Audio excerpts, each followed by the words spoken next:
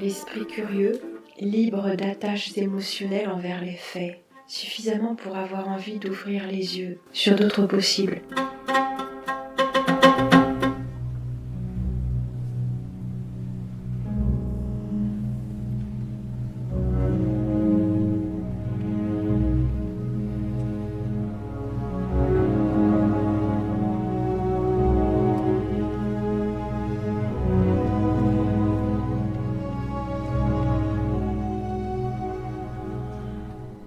Eh bien voilà, je nous offre un petit répit tout en beauté. En beauté, vous allez voir une beauté, discutable. Et une façon discutable d'amener la spiritualité, bien évidemment. Vous savez comme j'aime à décoder les images, à lire les images, les analyser, avec en trame de fond, un ensemble de connaissances spéculatives, c'est-à-dire intellectuelles. Et bien évidemment, ça ce n'est qu'un des outils, pour ceux qui disent toujours j'admire ta culture. La culture n'a rien d'admirable, la culture c'est du remplissage. Mais que fait-on de cette culture ? Eh bien on la remet à sa place, on voit d'où elle provient et où est-ce qu'elle nous amène. Et ça se fait avec le bon sens. C'est-à-dire l'observation, l'attention aux choses, et puis le recul nécessaire, le retour sur les expériences que nous avons eues, les réflexions que nous avons eues. Et ce petit travail, ce long travail même de maturation intellectuelle, de mettre en ordre nos propres pensées, nos propres réflexions et nos propres ressentis. Alors je vous propose de découvrir ceci. J'avais acheté ça peut-être au moment où on était enfermés ou quelque chose comme ça. J'avais besoin d'un ressourcement, d'inspiration. Alors il s'agit de cartes, vous savez, ces cartes, ces oracles, ces tarots. Alors c'est pas divinatoire forcément, et on n'est pas obligé de les utiliser comme ça pour répondre à des questions en se connectant à l'astral. On peut se servir des cartes, et je suis pas en train de vous vendre le truc, pas du tout, mais j'ai appris il y a longtemps qu'il y avait deux façons d'utiliser le tarot, une manière qui était dite initiatique et une manière qui était dite divinatoire. Et moi j'ai été initiée, on pourrait dire, quand j'avais 14 ans, je vous en parlerai un jour éventuellement, mais par un type qui était un enseignant spirituel, on pourrait dire, et qui enseignait le tarot de Marseille, non pas divinatoire, mais initiatique. Donc toute la symbolique. Et on peut regarder en fait chaque chose, n'importe quelle chose, et c'est ce que nous faisons ensemble. On peut la regarder, voir ce qu'elle a à nous dire, mais aussi on peut regarder chaque chose, événement, ou livre, ou image, qui nous vient dans notre vie, à un moment donné, du point de vue symbolique. Et ça apporte une réponse, puisque, ce monde est matriciel, je ne vais pas revenir là-dessus, si je m'étends là-dessus, ça va nous emmener trop loin en termes de temps, mais donc j'avais acheté cette chose-là en me disant, si je regarde les cartes, je les examine ou je les tire entre guillemets au hasard, je me parle à moi-même sur des choses que je n'arrive pas à voir et que j'ai besoin de voir. Voilà. Ça peut fonctionner comme ça et ça peut ne pas aussi, bien sûr. Alors il y a plusieurs choses là-dedans qui me dérangent, mais justement allons-y. La première image, l'image de la boîte et du petit livre explicatif, c'est ce nautile magnifique. Alors de quoi s'agit-il ? 3 auteurs comme ça, qui ont fait des cartes oracles. Géométrie sacrée de la nature.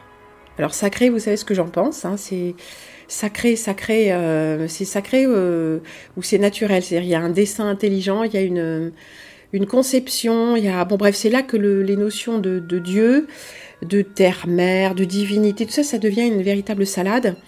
Et on va essayer de ne pas se perdre en chemin, mais de voir qu'est-ce qui là-dedans est imprégné de cette idéologie dite spirituelle, mais en fait qui nous éloigne de la vérité profonde, en nous montrant des choses que nous voulons voir et en nous donnant un soi-disant accès à notre divinité intérieure.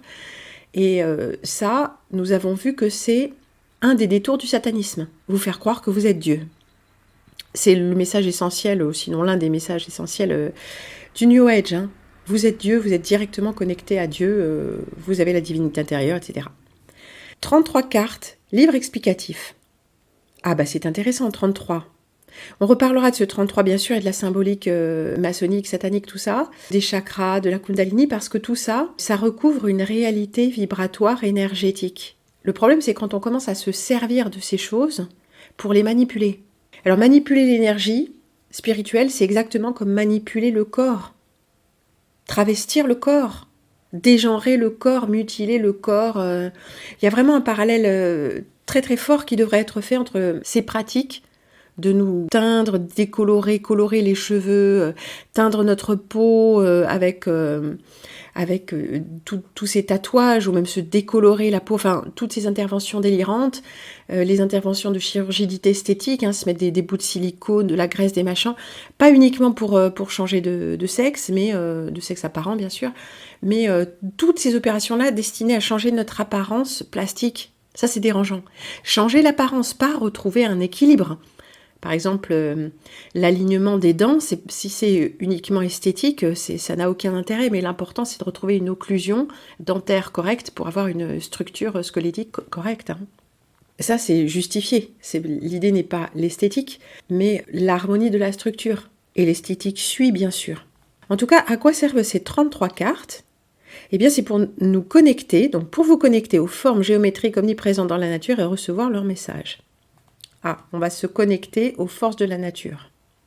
Alors ça, c'est pour les gens qui cherchent, bien sûr, des réponses dans les oracles. Alors, il y a un des auteurs, il fait que une espèce de langage des oiseaux, mais en torturant le langage et la prononciation. Enfin, c'est un peu incompréhensible, mais bon. Lisons la préface. « Connais-toi toi-même, nous dit Socrate, avant d'annoncer qu'il s'agissait d'une condition sine qua non à la découverte des dieux. Qui sont ces dieux ? Bon, je crois qu'il n'y a même pas besoin d'aller plus loin, mais... Le symbole figure parmi les 8 techniques de la géométrie sacrée, science décamillénaire, 10 000 ans. Oui, le gars a pu dater avec précision. De l'impact de la forme sur le vivant, donc sur le mental humain.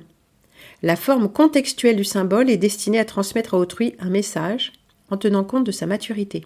Par exemple, le cœur est symbolique de l'amour pour tout un chacun, mais sa compréhension varie selon qu'il s'agit d'un enfant, d'un adolescent, d'un adulte ou d'un vieillard. Toute forme doit donc être interprétée par celui qui l'observe, en vertu de sa propre psyché. Donc ça, c'est un peu l'idée d'une lecture initiatique des choses, que ce soit une lame de tarot, d'oracle ou quoi que ce soit d'autre. C'est la chose qui arrive dans notre vie, le symbole qui arrive dans notre vie, nous parle à nous, c'est-à-dire me parle à moi à un moment donné, selon, comme dit l'autre, mon niveau spirituel du moment. Le sacré est ce qui nous relie au vivant. Ah bon ? Ah mais j'aurais pas donné cette définition-là, mais poursuivons. Les religions, ça c'est la définition acceptable bien sûr. Les religions et les philosophies peuvent donc être considérées comme des pédagogies de nature à nous situer dans l'univers physique et par extension dans le temps. Ça, c'est une espèce de blabla spirituel pour nous faire juste accepter les choses telles qu'elles sont, et ça ne nous demande absolument aucune remise en question. Tout est beau, tout est bien. Ce jeu de cartes, oracle, intervient à ce moment précis de notre vie où nous nous questionnons sur notre situation énergétique. Ça, c'est presque du discours publicitaire pour nous vendre le truc. Concrètement, la question qu'on pose, et là, il s'agit vraiment quasiment de nous encourager à la divination, au lieu de nous encourager à l'introspection. Bon, peut-être qu'en fait il s'agit de ça, mais... la question permet à notre cerveau d'envoyer les signaux subtils, ondes gamma, à des niveaux de conscience et de connaissance situés jusqu'au-delà de nos 5 sens. Grâce à cet oracle, nous obtiendrons de précieuses réponses à cette question relevant du plan subtil dit éthérique. Ouais, ou astral. Et bien sûr, c'est avec cet oracle qu'on va le faire. Donc effectivement, on peut le faire, nous connecter à un plan supérieur au-delà du pur mental. On n'est pas obligé de le faire avec un oracle, surtout pas un oracle conçu par d'autres. Bon, les 3 auteurs sont des copains d'école, alors on sent bien qu'il y a un peu un truc de complaisance là-dedans, parce qu'on ne sait pas trop. Il y a un graphiste apparemment, et puis les autres, je sais pas, c'est... Vous allez voir en fait comment ça s'est fait tout ça. Et Philippe Blot-Lefebvre, donc l'auteur de cette préface, il est expert en géométrie sacrée et auteur d'une somme sur les bienfaits de la géométrie sacrée pour améliorer la société du XXIe siècle. Sans blague. Le titre, c'est « La force de la forme » aux éditions Le ciel pour toi, comme un toit, T-O-I-T, 2015. Non mais je vous jure, les gars s'en racontent. Pourquoi la géométrie sacrée ?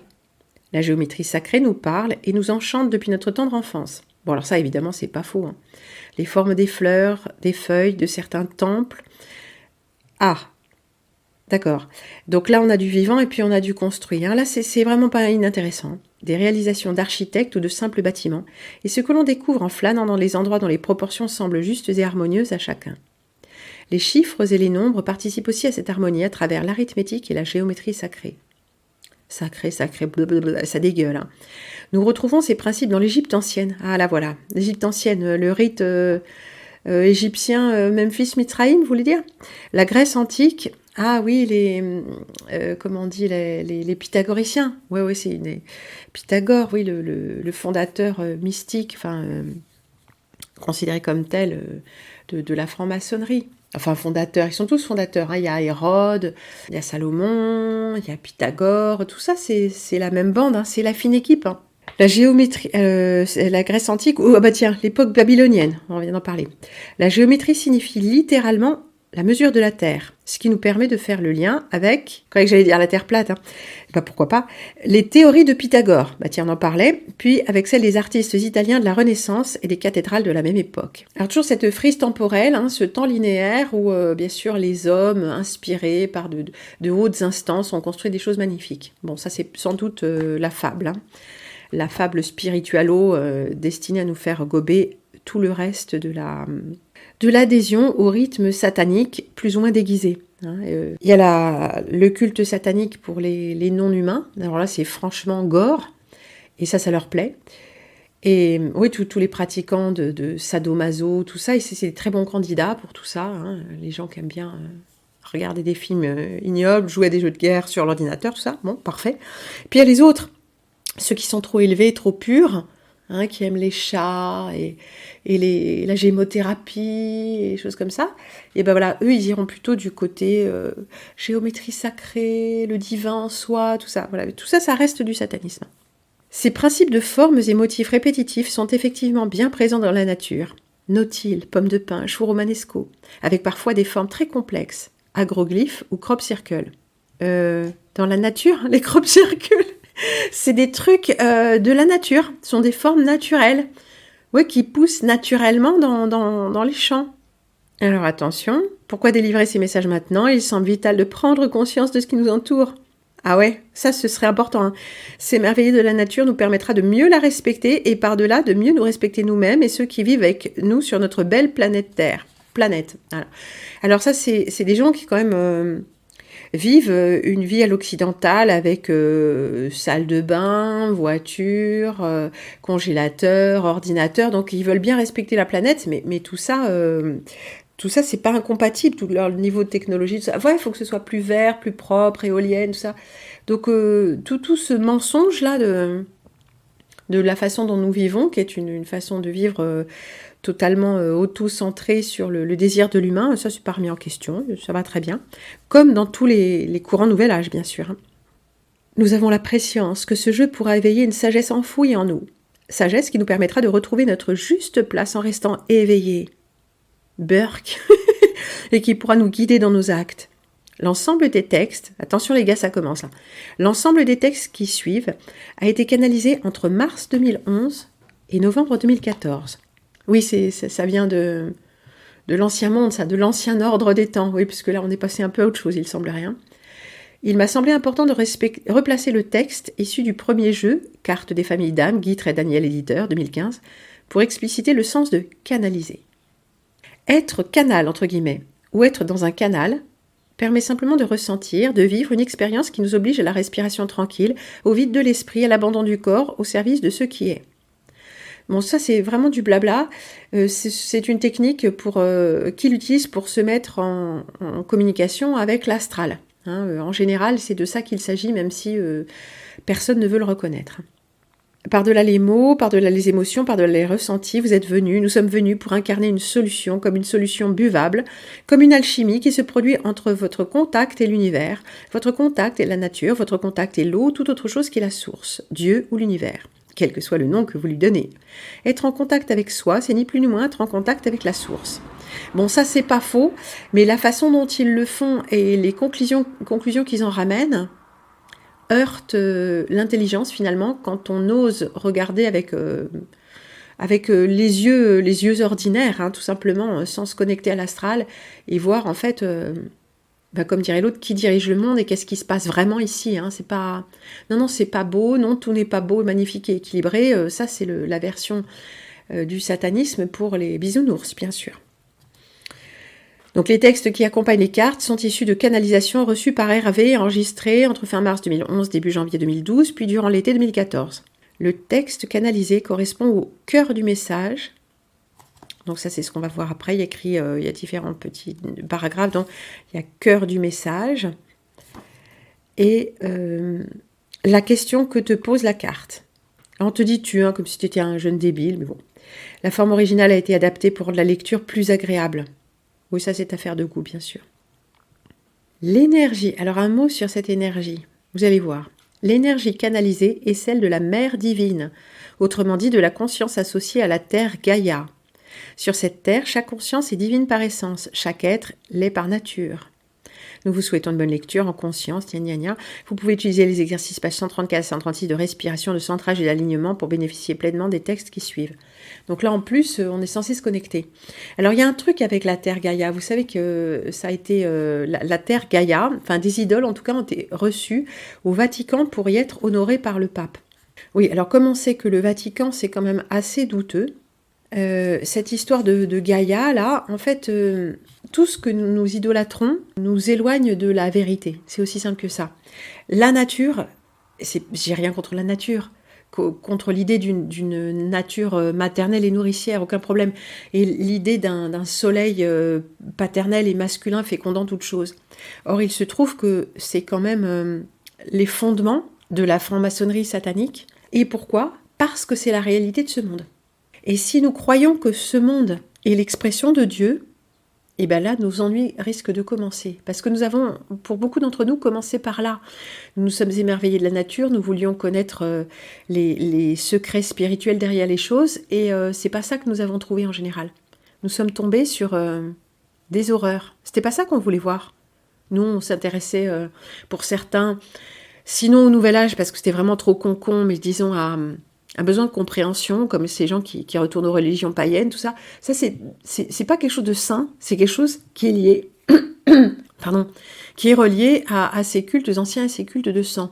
Tout ce qui appartient à ce plan est entaché, mais jusqu'à un point que nous n'imaginons peut-être même pas. Et voir Dieu dans la géométrie dite sacrée, je nous ai prévenu que peut-être il y avait une entourloupe. Hein. Mais commençons et regardons ces cartes. Il y en a donc 33. Je vais essayer de pas trop m'étendre. Voyons la première. Alors, je ne vais pas détailler toutes aussi clairement, mais qu'est-ce que nous voyons ? On a des mots. D'abord, en bas, on a un bandeau. 1, c'est la carte 1, vortex. D'accord. Alors ça, c'est une image satellite, c'est-à-dire prise par ballon à hélium. Et on a cette forme autonome, sinon du vivant, comme je disais avant, du moins de ce plan. Ok. Bon, ça, c'est l'image. On ne voit pas trop au-dessus de quoi c'est. Peut-être d'une île, j'en sais rien. Et on a des mots qui définissent cette carte et cette image. Tourmente et calme. Vitesse, harmonie. Apparemment, c'est des choses un petit peu qui s'opposent. Hein. Tourmente et calme. Ah oui, parce que dans l'œil du cyclone, c'est calme. Vitesse et harmonie. La vitesse, oui, c'est sûr.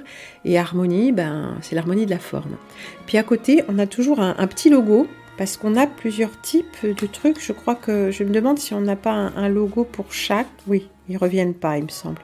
Ils ne reviennent pas plusieurs... Si, ils reviennent plus. Certains reviennent plusieurs fois. Donc là, on a cette espèce de logo qui est un vortex, en fait. Hein. Et puis au-dessus, on a une lettre. Ah bon, mais c'est quoi ça ? Ça, c'est un Tav. C'est la lettre hébraïque qui est transcrite par TH.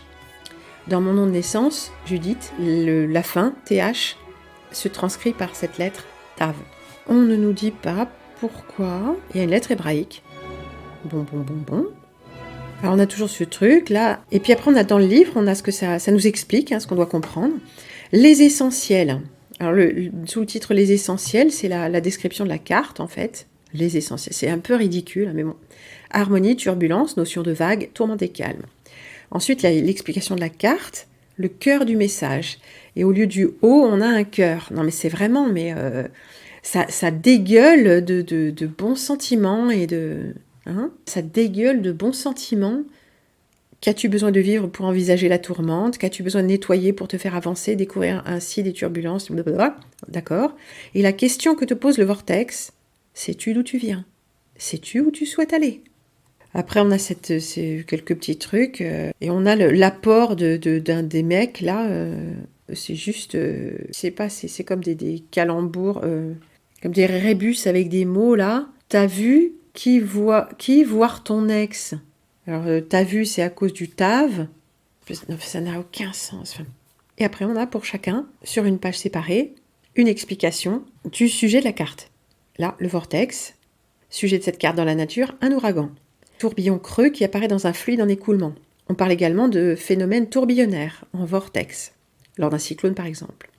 Les vortex lévogyres tournent vers la gauche et activent essentiellement les premiers chakras. Ça alors. Fortement telluriques, nous les retrouvons dans tous les lieux de culte à la mer divine, entre parenthèses à la terre. Alors bien sûr, ça c'est à vérifier, mais ça nous dirait des choses intéressantes évidemment. Les vortex dextrogyres tournent vers la droite, activent les chakras supérieurs. Ils sont donc fortement cosmiques. Nous les retrouvons dans les lieux de culte au Père divin, au ciel. Les deux extrémités d'un vortex tournent toujours dans le même sens. Alors oui et non, parce que ce qu'on voit tourner, par exemple dans l'eau, on voit l'eau tourner dans un sens, mais l'air qui est autour, parce que un vortex dans de l'eau, c'est de l'eau en creux et donc de l'air en plein. Donc le vortex, il tourne dans les deux sens. Le vortex visible tourne dans un sens, mais les fluides qu'il y a autour, comme ici l'air, ça tourne dans l'autre sens. Il y a un effet comme ça. Je vous montrerai ça un jour, peut-être, mais il y a un échange comme ça, constant. Le double tore est un vortex. Vous savez certainement ça. Mais on ne va pas s'attarder aussi longtemps sur tout. En tout cas, nous n'avons pas d'explication du pourquoi de ces lettres hébraïques. Sauf à la fin. Alors, elles ne sont pas dans l'ordre des cartes. On ne sait pas pourquoi elles sont là, en fait. Et vous savez ou ne savez pas que l'alphabet hébraïque comporte 22 lettres, plus des finales, comme en arabe. Donc, quand certaines lettres, quand elles se trouvent en position finale, se dessinent autrement. Il y a 6 finales. Et donc, 22 plus 6, ça ne fait que 28. Et nous avons 33 lettres. Donc, il y a des lettres qui sont redoublées. Et nous verrons également aussi un petit supplément. La carte 2 nous présente la pomme de pin. Mouvement perpétuel, communion, force centrifuge. Là, on avait un vortex. On a quelque chose finalement qui est un peu pareil, de l'intérieur vers l'extérieur, mais aussi de l'extérieur vers l'intérieur, si on sait voir. La lettre ici, c'est le tête. Et ce tête hébraïque traduit le T sans H à la suite. La carte numéro 3, vous amusera sans doute, c'est la pyramide. Et elle représente une montagne ici. Mais que sont donc les montagnes? Alors pour ceux qui sont adeptes des théories de ces choses qui auraient été construites et puis fondues, ou bon voilà, ça plaira pas à ceux qui pensent que c'est des arbres. Mais finalement, si ce monde est une construction mentale ou astrale, que ce soit construit de main d'homme ou fabriqué comme ça, et que ça ressemble à une pyramide, même si ça n'en est pas une, finalement c'est très secondaire, puisque les choses sont ce qu'elles ont l'air d'être, elles ne sont pas ce qu'elles ont l'air d'être, et elles sont probablement encore quelque chose qui échappe à notre mental programmé depuis ce plan, par les mêmes êtres qui ont programmé ce plan.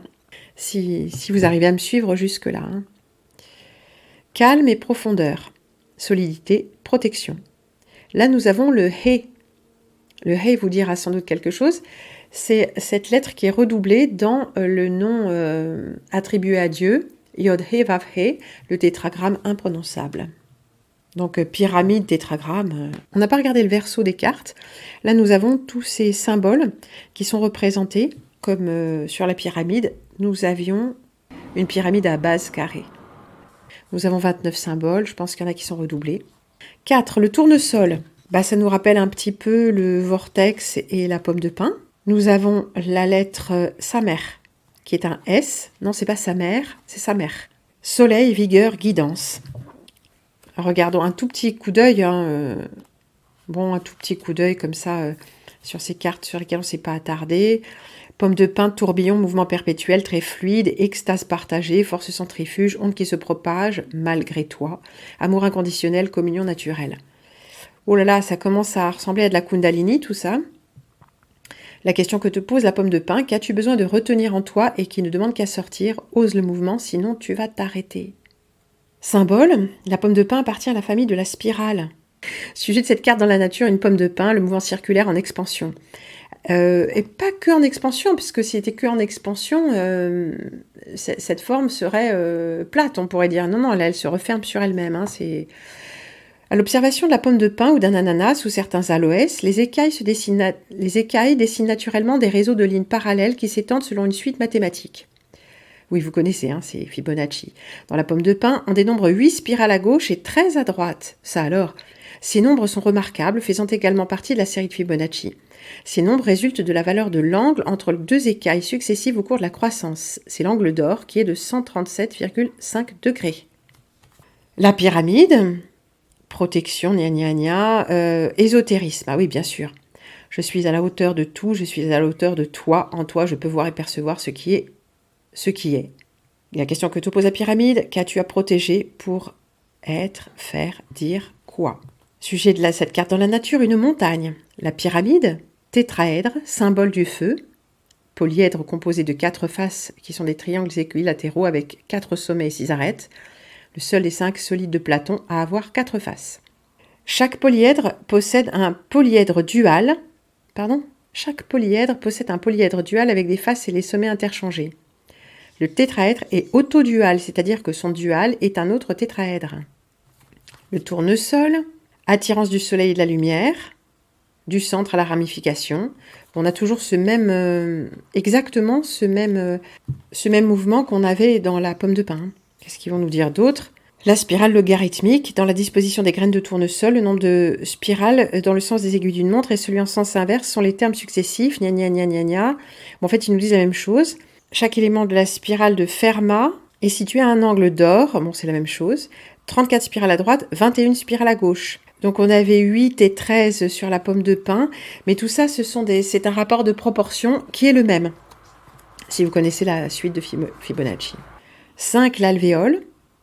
Donc nous avons ici un solide. Donc ici nous avons ce fameux hexagone qu'on va retrouver dans beaucoup de symbolismes.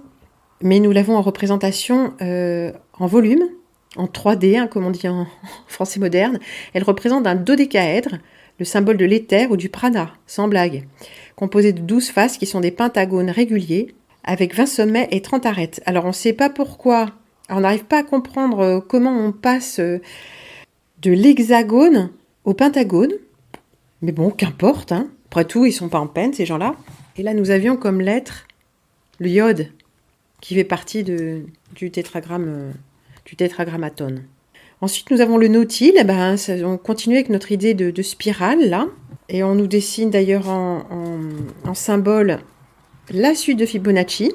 Donc, on a déjà vu abondamment dans le vortex, la pomme de pin, le tournesol. Et nous avons le coffre.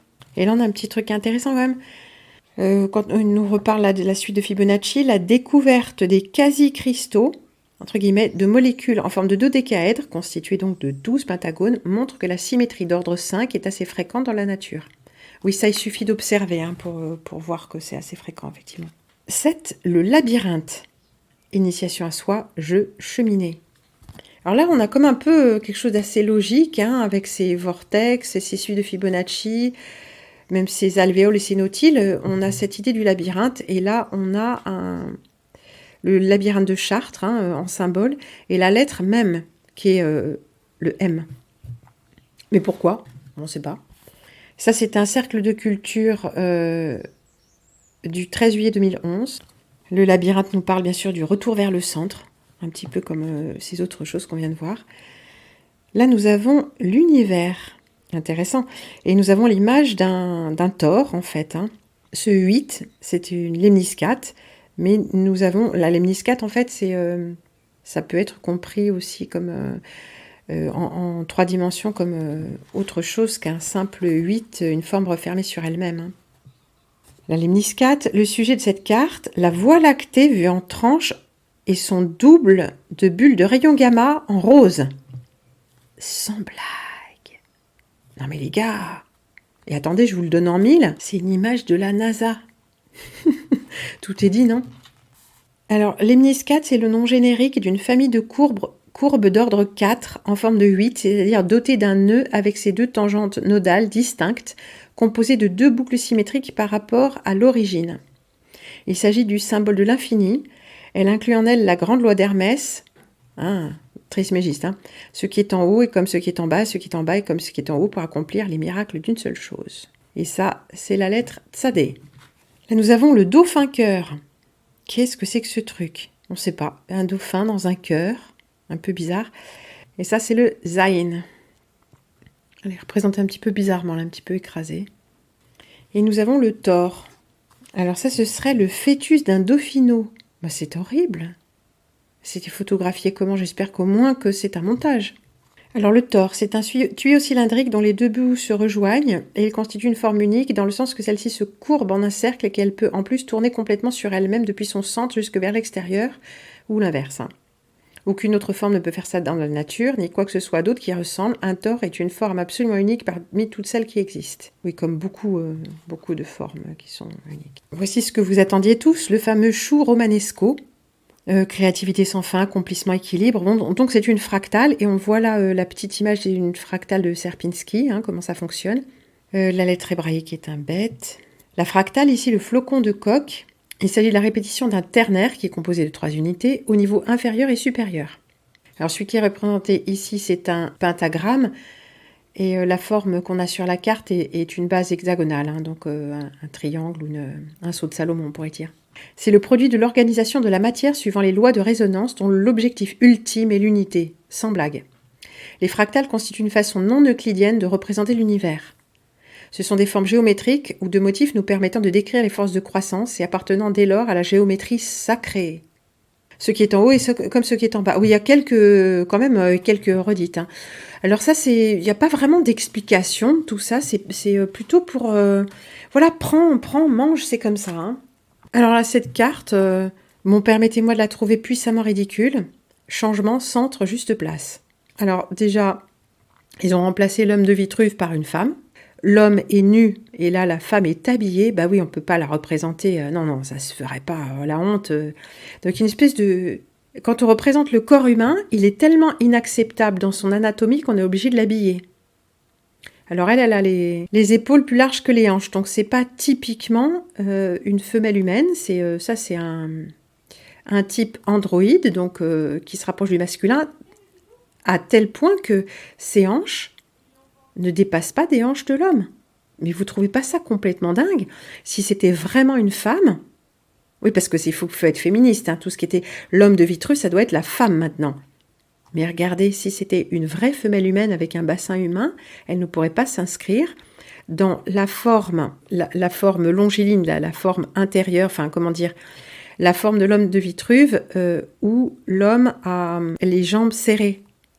C'est complètement dingue, c'est énorme en fait. C'est énorme. Et alors les bras, elle a les 2 positions, les bras à l'horizontale et les avant-bras... c'est très très curieux, très curieux. Et regardez sa tête, elle a la tête vers l'arrière. Enfin, c'est pas du tout une position anatomique. C'est très choquant quand même. C'est vraiment du grand n'importe quoi. L'être humain.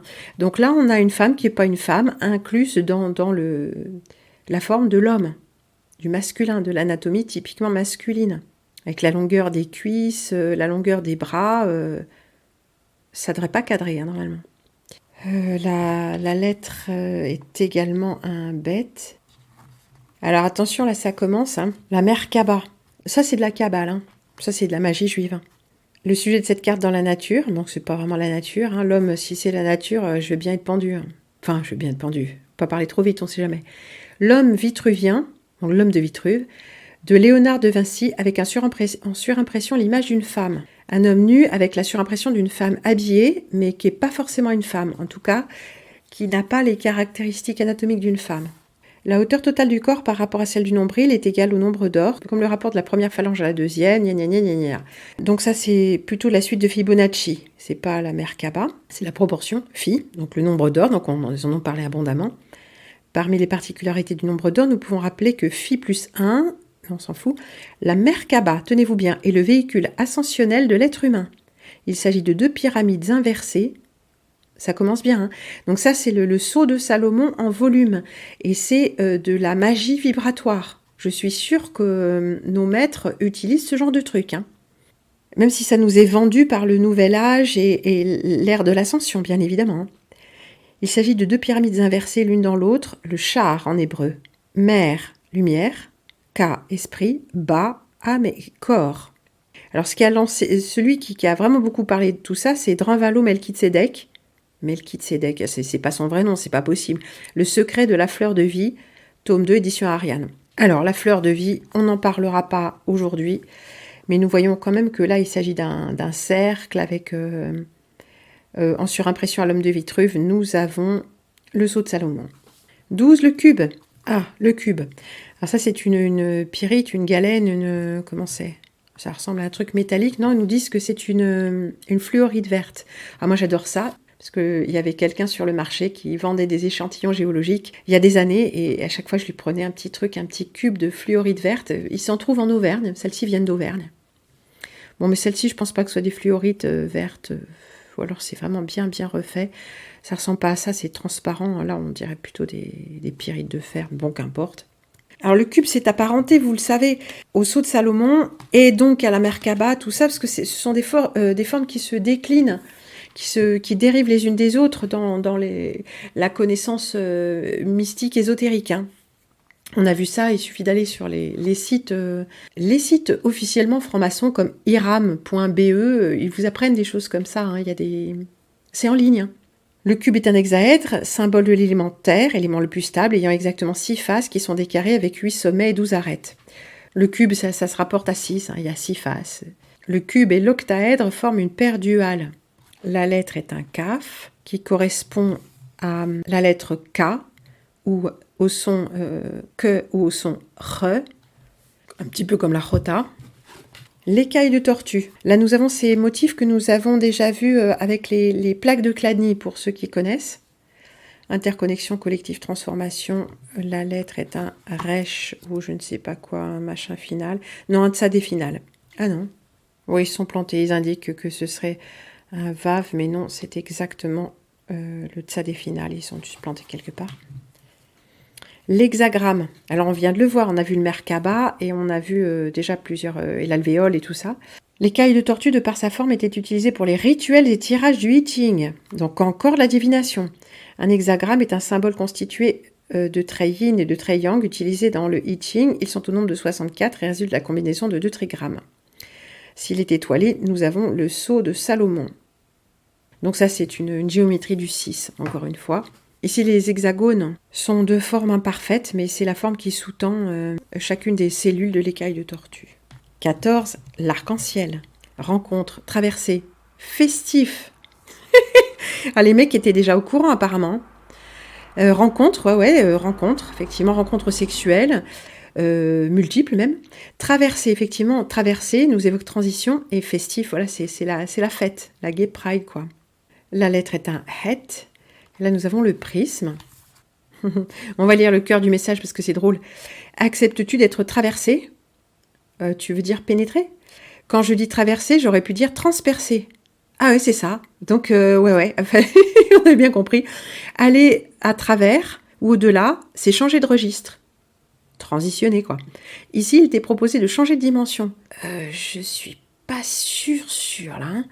À travers ce que tu es, ce que tu vis, la puissance d'un autre monde s'exprime. Tu veux dire être vraiment moi-même ? Sois qui tu es ? Je sais pas, je crois que je vais rester qui je suis déjà, si tu veux. Hein ?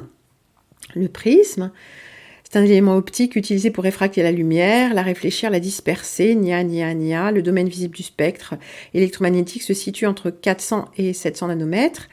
Et à 450, de 450 à 480, nous avons le bleu, le fameux bleu dont nous avons parlé lors des incendies de Hawaï. Vous n'aurez qu'à faire vos recherches. 15, la lune, miroir, introspection, yin-yang. Yin-yin, moi je dirais. Donc la lune, et nous avons le symbole d'une sphère, d'un monde. Donc la lune est véritablement une boule, ça c'est dit. Tout ça, ces cartes, c'est des engrammes absolus. On n'a pas encore tout vu, mais là nous avons le Tsadé. Alors elle est sur fond rose, très féminin. La lune est 400 fois plus petite que le soleil et 400 fois plus proche. Ah d'accord, donc c'est la science officielle. Cette coïncidence est tellement parfaite que lors des éclipses du soleil, le cercle lunaire s'encadre parfaitement dans le cercle solaire. Oui, des fois on a un petit anneau qui s'appelle la corona. Elle est également 4 fois plus petite que notre globe. Globe. Elle ne s'est pas contentée d'avoir mimé la taille du soleil et de s'être synchronisée avec lui, elle est également l'auteur de nombreuses autres prouesses, inscrivant sur notre calculette la valeur de la révolution lunaire de la manière la plus précise, soit 27,32166.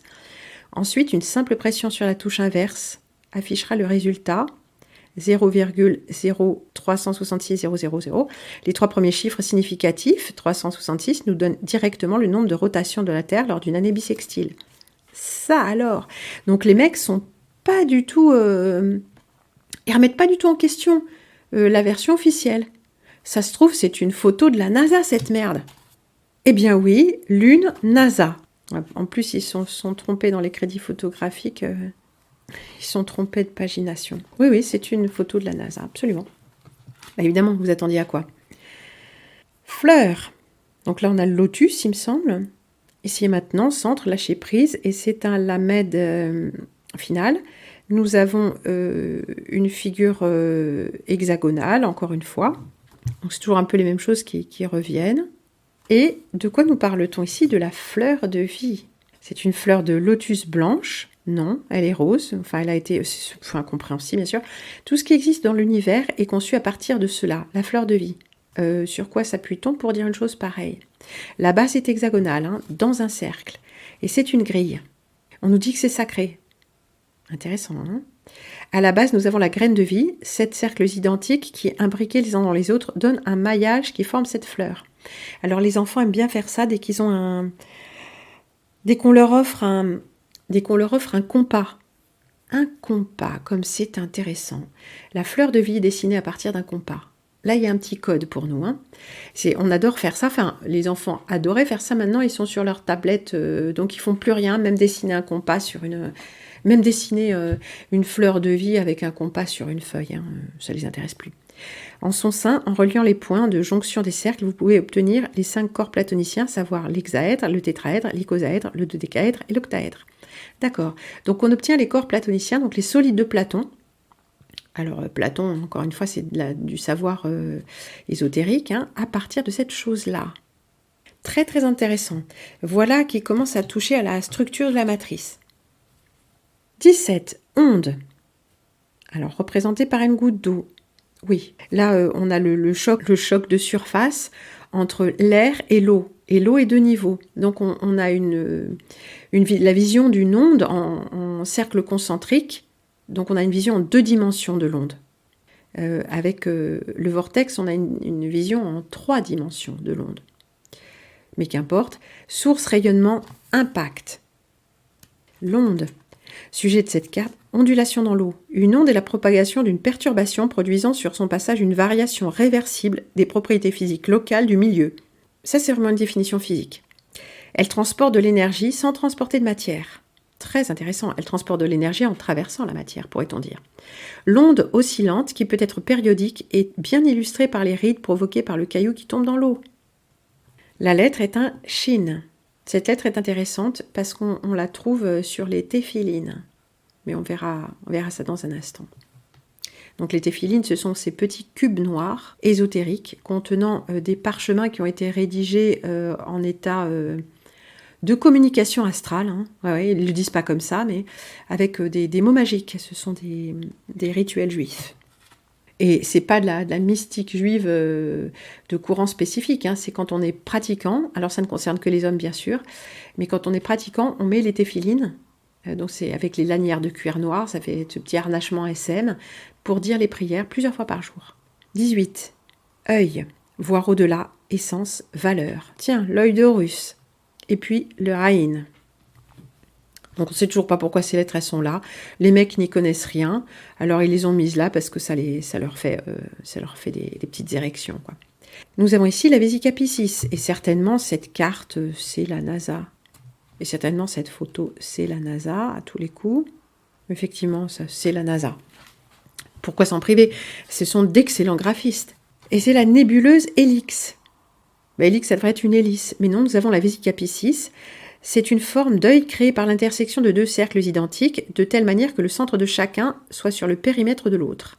De toutes les premières traditions connues, l'être suprême était représenté par un cercle, le symbole d'un être avec ni début ni fin, existant continuellement, formé parfaitement et intrinsèquement symétrique.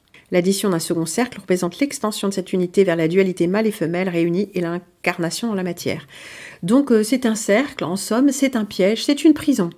Et nous retrouvons cette idée d'intersection de cercles que nous avions dans la fleur de vie, même si c'est pas tout à fait exactement de la même façon. La NASA toujours, le soleil. Comme il est beau! Ah tiens, on a un petit truc en plus. On a... c'est amusant, on n'a pas une boule, on a un dôme. Très amusant. Et le Aleph. Et puis, qui marche sur la petite bande du bas. C'est la première carte où on voit ça. On a Horus, non? Qui est-ce? On va le savoir tout de suite. Le soleil. Eh ben non, on ne sait pas pourquoi ce dôme représente le soleil. Le soleil est 400 fois plus grand que la lune. Ouais, tu viens de nous le dire là.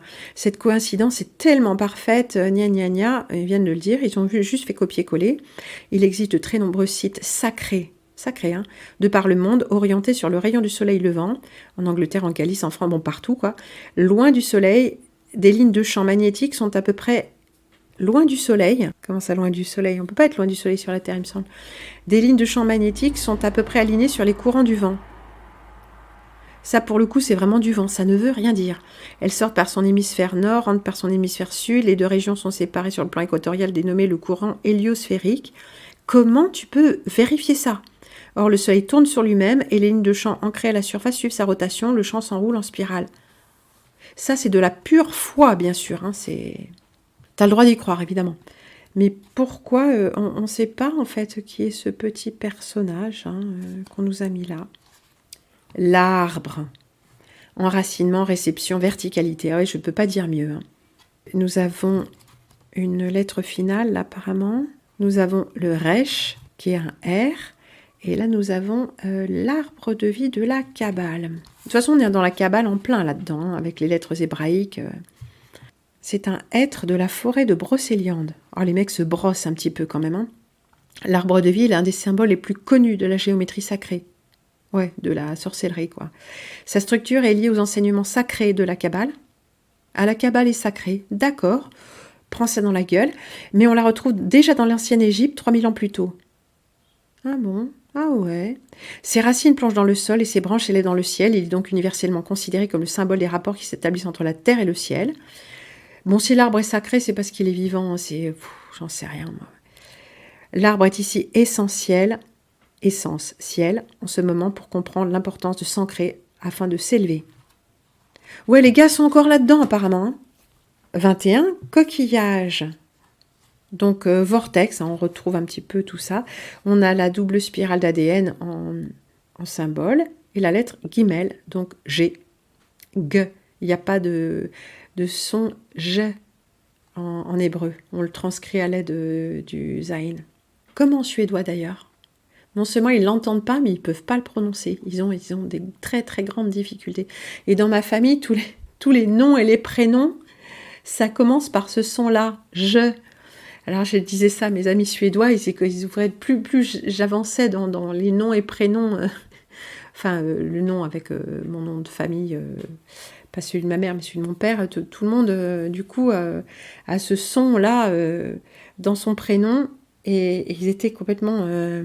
alors, ils étaient un petit peu catastrophés, c'est parce qu'ils se disaient « je pourrais en prononcer aucun ». C'est très mignon. La molécule d'ADN, alors je ne sais pas vraiment si c'est vérifié tout ça, si on la voit ou si c'est une vue de l'esprit, cette molécule d'ADN. On a eu un petit débat là-dessus. Est-ce qu'on la voit au microscope électronique ou est-ce que c'est une fabrication de toutes pièces? J'ai toujours pas réussi vraiment à démêler ça, et puis il faudra bien se pencher là-dessus. La fougère, encore un enroulement, ça relève de Fibonacci et du reste, hein, découverte, vie, reliance. Nous avons le P, oui, il s'appelle P. Et c'est le son P, la lettre hébraïque. Donc spirale, Fibonacci, etc. 23, l'œuf, renaissance, protection, repos, la lettre Dalet qui correspond au D. C'est une forme fermée, hein, l'œuf, une forme ovale et une forme fermée. L'œuf étant la seule forme qui contienne parfaitement les deux énergies dualistes sans qu'elles explosent comme fut le Big Bang. Pardon, je ne comprends pas cette phrase. L'œuf étant la seule forme qui contienne, ENT, n'importe quoi, parfaitement les deux énergies dualistes sans qu'elles explosent, d'accord. Comme le fut le Big Bang. Le Big Bang, il a explosé, que je sache. Soit la rencontre entre matière et antimatière dans l'univers, il s'agit de la cellule conceptuelle de ce qui est, le tout. Oui, ça c'est une forme essentielle. L'œuf de Pâques n'est pas chrétien, il vient de la tradition mystique juive, de la Pâque juive, d'un symbole de recommencement, mais certainement encore plus mystique que ça. 24, toile d'araignée. Bon, ça nous ramène au labyrinthe, la lettre Dalet qu'on a déjà vue. Ça, il nous l'indique comme un cas final. Mais je crois pas que le cas final, ce soit vraiment ça. J'ai un petit doute, les amis, là. Hein. Donc, ils nous refont le blabla sur le labyrinthe. L'aloès, on a déjà vu ça tout à l'heure. Hein, Fibonacci, tourbillon, Tsadé. Rien de nouveau. 26, l'étoile de mer. On est sur la géométrie du 5, du pentagone, pentagramme. Le chiffre 5 et ses multiples interviennent continuellement dans la genèse de la création. La genèse de la création. Alors, il faut savoir que genèse, ça veut dire création. Hein. Mais c'est pas grave. Le pentagone assure l'assise et la stabilité nécessaires à la vie. Oui, pourquoi? En quoi? Ce même chiffre 5 évoque rapidement l'être humain debout dans la roue de la vie. Une tête avec 4 membres. Profane dans le cas d'un pentagone régulier convexe. Initié s'il est étoilé. Tiens. Profane étoilé, ça alors.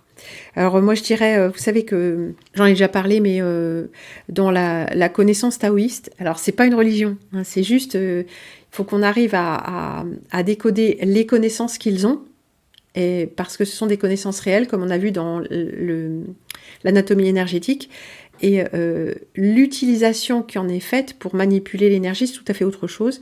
Donc nous avons le cycle de contrôle et le cycle d'engendrement, plutôt dans l'autre sens, le cycle d'engendrement et de contrôle, par ces 5 mouvements. Vous savez, comme associés aux 5 organes, associés à beaucoup de choses et aux éléments. Notamment, si on suit l'extérieur de la forme, plaçons l'eau au sommet. L'eau nourrit le bois nourrit le feu nourrit la terre nourrit le métal nourrit l'eau. Mais utilisons les lignes du pentagramme et inversons les faits. L'un crée, l'autre détruit. Vous connaissez évidemment cette dualité inhérente à ce plan. Hein. On a les dieux Shiva et Kali, enfin les dieux, toutes ces forces qui sont déifiées, divinifiées, mais qui correspondent à des lois de ce plan, manifestement. L'eau éteint le feu fond le métal coupe le bois appauvrit la terre endigue l'eau. Ça, c'est le moyen mnémotechnique. C'est une connaissance pratique des lois de ce plan. Cette connaissance n'implique pas que nous cherchions à agir sur ces forces, mais juste que nous les comprenons pour ne pas nous heurter à ces forces. 27, l'oursin. Là, on est toujours sur des figures à la fois centrales et puis refermées sur elles-mêmes. Bon, je ne sais pas pourquoi ils l'ont relié, encore une fois, au pentagone, au pentagramme. Là, on a une lettre finale qui est le P final. À nouveau, la structure hexagonale avec le flocon de neige. Nous avons ici une photo de Masaru Emoto parce que je la reconnais avec son motif central. C'est un cristal de molécules d'eau. Un cristal de molécules? Non, c'est un cristal d'eau. Hein, extrait du barrage de Fujiwara après une prière, effectivement. Donc là, on a comme des mains jointes. Hein, c'est ce qu'il expliquait parce que j'avais lu le livre d'origine. Et nous avons, comme au début, la lettre Tav. Donc ce motif hexagonal, on appelle ça cellule, hein, alvéole ou cellule. C'est aussi un motif refermé sur lui-même. Ce qui nous amène l'image suivante, qui est la grenade. On a vu que ces grains-là étaient reliés, ils reliaient ça. Ce sont aussi des cellules. Ça nous fait évidemment penser aux alvéoles. Donc là, on est toujours dans le même type de motifs refermés sur eux-mêmes, hein, la grille de ce plan, comme qui dirait. Pureté, multitude, fusion. Et nous nous souvenons que la grenade, nous avions vu ça dans les traductions de autour du monde babylonien de Sakleo-Sebumbar. La grenade, c'est un symbole maçonnique ancien qu'on fait remonter à Nemrod. Symbole fort dans de nombreuses écoles des mystères. Tiens donc, la grenade représente un dodécaèdre, symbole de l'éther, ou prana, ou cosmos, composé de 12 faces qui sont des pentagones réguliers avec 20 sommets et 30 arêtes. 30. Les taches de léopard. La lettre est une finale, le nun final. Camouflage, impression, lien. Alors là, on a une forme polarisée. Dans ce cas, nous pouvons évoquer une répartition des taches cutanées selon un modèle de ligne de force. On avait vu ça aussi, que les choses pouvaient s'organiser comme ça avec les vibrations à la surface des plaques de Chladni. Partant du cercle parfait symbolisant l'énergie non différenciée, le Tao des Chinois, soumise à une polarisation qui anime chacune des deux parties d'une force opposée et complémentaire. On assiste à la création d'un couple où une force l'emporte plus ou moins sur l'autre. Ceci a pour effet de créer un mouvement en spirale, centripète s'il y a concentration, centrifuge s'il y a extension. La morphogénèse détermine le développement des formes d'un organisme vivant. En 1952, Alan Turing en a proposé un modèle mathématique. Les mêmes ocelles qui s'ouvrent vers l'intérieur et vers l'extérieur, la même recherche essentielle de se jouer de la lumière pour informer au mieux les tissus profonds et brouiller l'adversaire. Oui, c'est très fascinant la genèse de ces motifs et de ces tâches. On voit que ça se fait et défait suivant des impulsions vibratoires du son. 31, l'octaèdre. Revoilà la lettre Shin. L'octaèdre, oui, c'est un double tétraèdre. Ça, c'est une forme, c'est une double pyramide. Il y a beaucoup à en dire, bien évidemment. Sujet de cette forme dans la nature, une fluorine. C'est marrant parce que tout à l'heure, on les avait en carré, en cube parfait. L'octaèdre régulier est un polyèdre, symbole de l'élément R, composé de 8 faces qui sont des triangles équilatéraux. L'octaèdre et le cube forment une paire duale. Là, on a quelque chose de très joli, l'icosaèdre, qui nous ramène également, selon comment on le regarde, un petit peu au cube, et puis, bien sûr, à l'hexagone mystique des francs-maçons, des juifs, etc. La lettre Aleph étant la première lettre, bref. Et ici, c'est ça que je cherchais il y a un bon moment, et on m'a dit, ça s'appelle ci, ça s'appelle là. Ça s'appelle un radiolaire, ce sont des radiolaires, ces merveilleux petits êtres marins. Circogonia icosaedra. Et regardez, l'image, ça doit être extrait d'anciennes gravures. Ernst Haeckel, Kunstformen der Natur, les formes artistiques de la nature. Donc ça, c'est un truc ancien. Et regardez, l'œil dans le triangle, est-ce que c'est pas magnifique? Et cet œil, au centre de cet œil, on a un motif à 6 branches. Superbe. Et pour finir, regardez-moi ça, la pêche Saturne, ou la pêche plate. Et c'est un tore, comme nous en avons déjà vu un tout à l'heure. Compassion, force créative, équilibre, mon cul sur la commode. Et la lettre hébraïque est un shin à 4 branches. Alors ça, ce n'est pas une lettre de l'alphabet.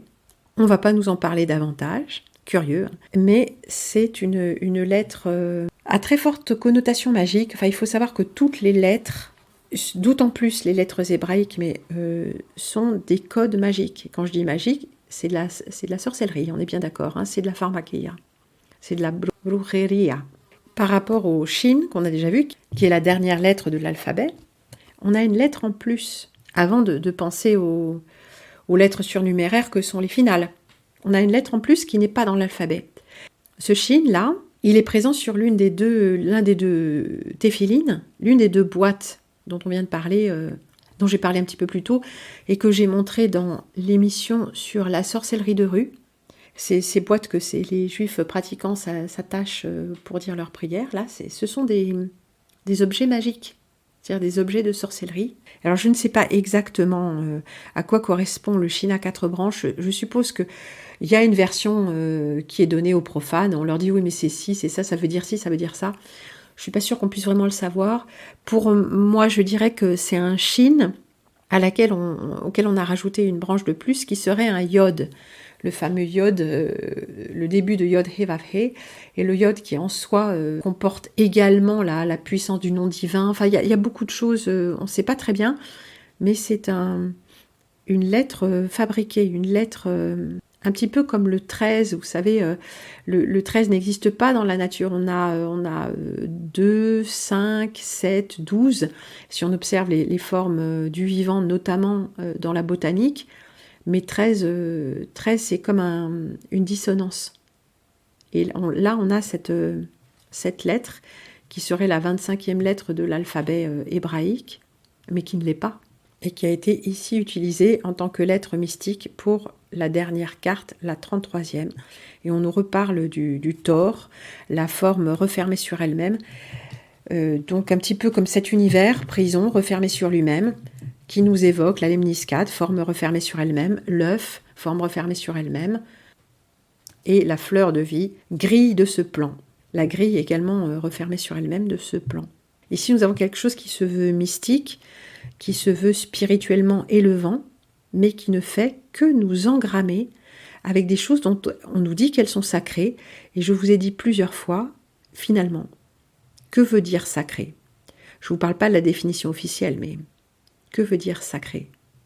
Eh bien, tout simplement, qui réclame notre révérence absolue. Qui réclame notre révérence absolue.